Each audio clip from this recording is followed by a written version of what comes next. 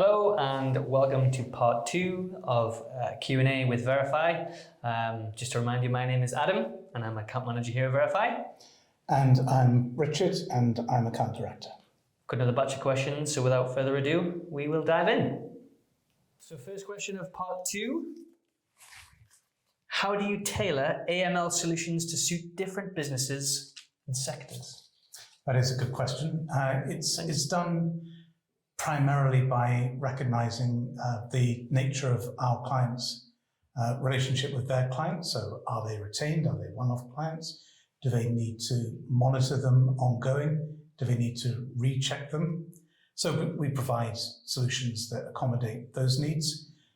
The other way in which we will tailor our checks and our offering to different sectors is by including full granularity of check product, by which I mean we will allow our clients to consume data at the level of, for example, mortality check or a source of funds check. So if the business is concerned with probate, they might include within their workflow a check right at the beginning to check on mortality for the deceased, and then right at the end to check on bankruptcies for beneficiaries. If the sector involved is conveyancing, they might start with a proof of funds check, might end with a source of funds check.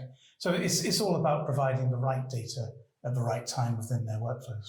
And I think the longevity of us as a supplier, the length of time that we've been in the business or in the compliance area it's born out of our clients, I guess, because of the breadth of client size that we have has contributed to the breadth of requirement that they have and the breadth of check that we then have to provide a holistic solution for them all. So it's kind of, the question is an interesting one because it's sort of saying, how have we tailored it, when really we've gone the other way and we've tried to give them or give the clients as much checking capability as possible as they might need without tailoring it, making it specific to one specific sector, if that makes sense. So, and that produces some interesting challenges. In the last few years, we've had to accommodate art dealers and cryptocurrency dealers at the same time. So challenging, but interesting.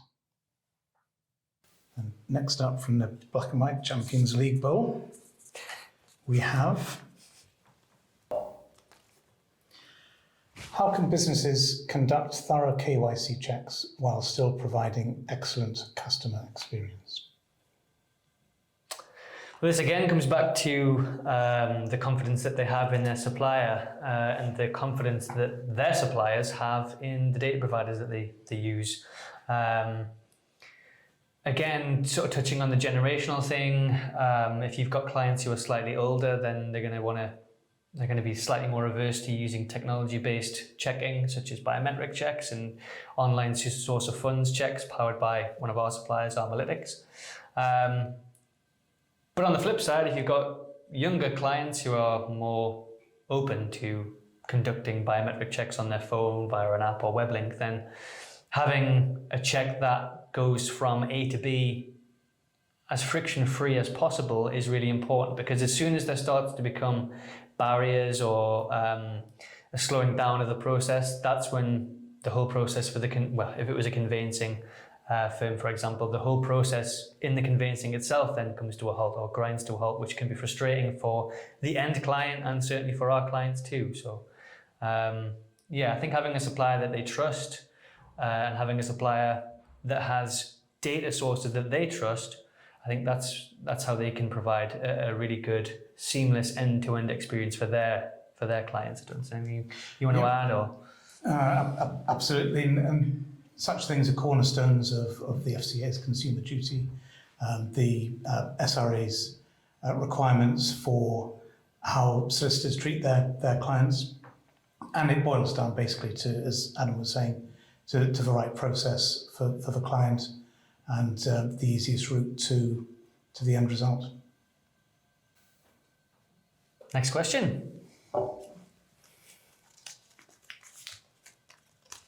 No peeking. What is the significance of pre-employment screening? It's certainly significant. It's certainly very important. Getting the right candidate is crucial. Filling the position with the right person, absolutely important. Getting the wrong person, getting a bad actor, getting someone that's a risk to your business, that can be absolutely fatal. So screening right from the get-go means that you're looking at a pool of competent candidates, and screening for example, DBS means that they are aligned with their role. You're getting the people that are eligible for the position. But screening out potential fraudsters, bad actors, people who are going to damage your business, that has to be an absolute priority. I think it's useful as well because not only does it further enhance the onboarding experience that a business has, I think it also sets a good precedent to any potential employees if they can see that the employer is going through a stringent onboarding process by doing more sort of online checking other than just their standard interview onboarding process, then I think that shows, as I said before, it just sets a precedent for how the business as a whole, operates, which is I think, good indicator. Yeah, absolutely. Compliance is a business's shop window. If your compliance is good, then it impresses everyone, enhances brands, and gives an indication of how effective and efficient a business you are. Well then, we've come to the end of the road. I think there's a song in there somewhere, isn't there? Anyway, last question. It's a biggie. How do you see AML compliance changing in the future?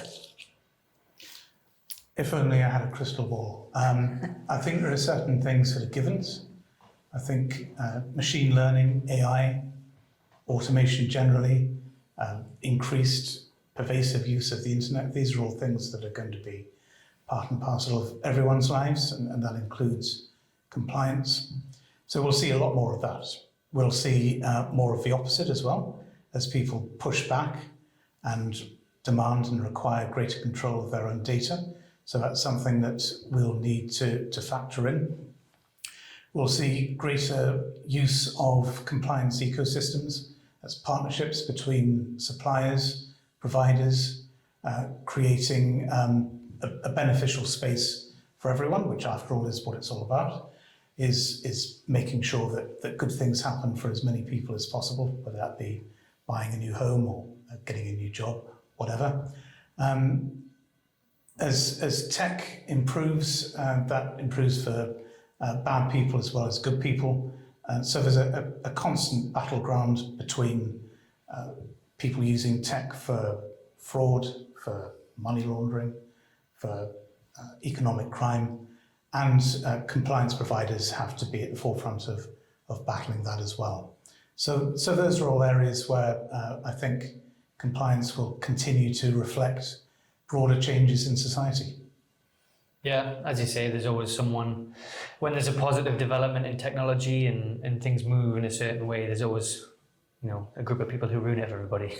So then there's another layer of compliance I think will come in to try and help, counteract or fight back against those people that are effectively bad actors or bad eggs. So yeah, for every step forward, there's maybe half a step back to try and fight and battle against these other people. Yeah, and innovation is at the heart of everything that Davis does, and that includes compliance-based products.